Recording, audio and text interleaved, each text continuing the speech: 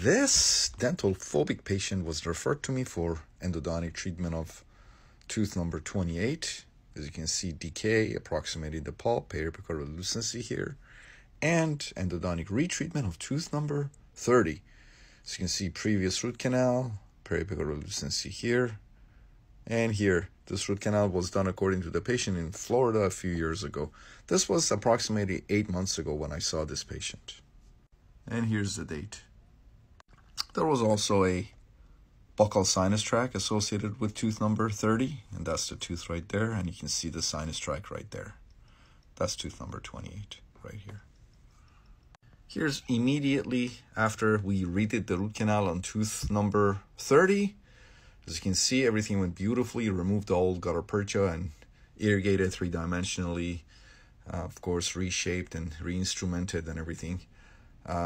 Activated full-strength sodium hypochlorite, 6% sodium hypochlorite, sonically and ultrasonically.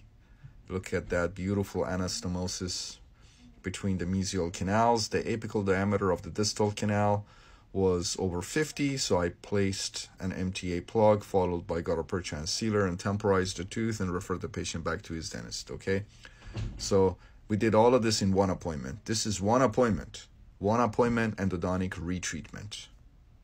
And here's the date. Then patient came back and I worked on tooth number 28 and did that root canal again in one appointment. Removed the decay, rebuilt the distal wall there, and as you can see, everything went great again. As I said, we did this in one appointment. You can see periapical relucency there. And that's tooth number 30 that we worked on, of course. And here's the date. As you can see, about 8 months ago. And this was just now, today. 8 months post-op of teeth number 28 and number 30. Patient still hasn't gotten teeth number 28 and number 30 permanently restored. 8 months after we worked on these teeth, and we told this patient, we said, cavit, what we used to temporize the teeth with, cavit is only good for 3 weeks. That's a study that shows after 3 weeks, cavit leaks. We told the patient, you have 3 weeks to go back to your dentist. He never did. But as you can see, number 28 healed completely. Look at number 30. Distal periapical relucency healed completely. Mesial, still working on it. It's gotten much, much smaller.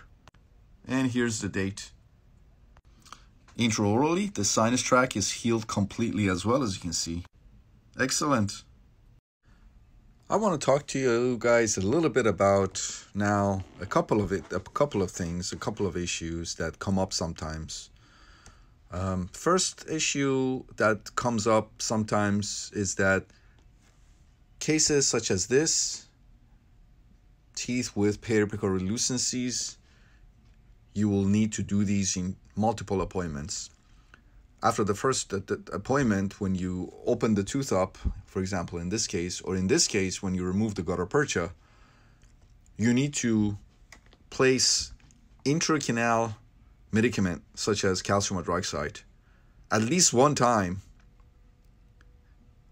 temporize the tooth, bring the patient back maybe a week later, and then complete the root canal. But you will need at least 1 week of calcium hydroxide or calcium hydroxide-like intracanal medicament. And I've posted many videos that I have proven to you guys that I do 99.99% of my root canals like this, or endodontic retreatments like this, in one appointment. And I've shown via post-op, many years, months or years post-op, that I hope that I've proven to you guys that one appointment endodontic treatment or retreatment is as good, maybe even better, with better success rate than multiple. So there's no need for a intracanal medicament in most cases. Intracanal medicaments such as calcium hydroxide.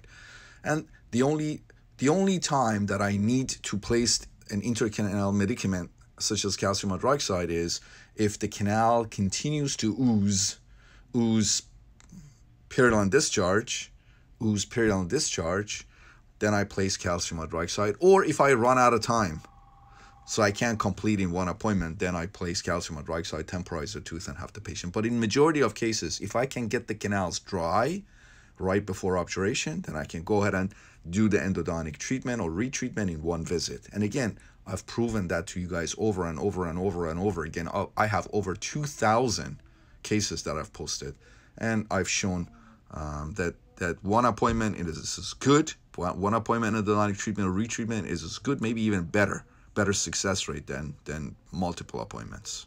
And this was one example. And again, you can see the healing.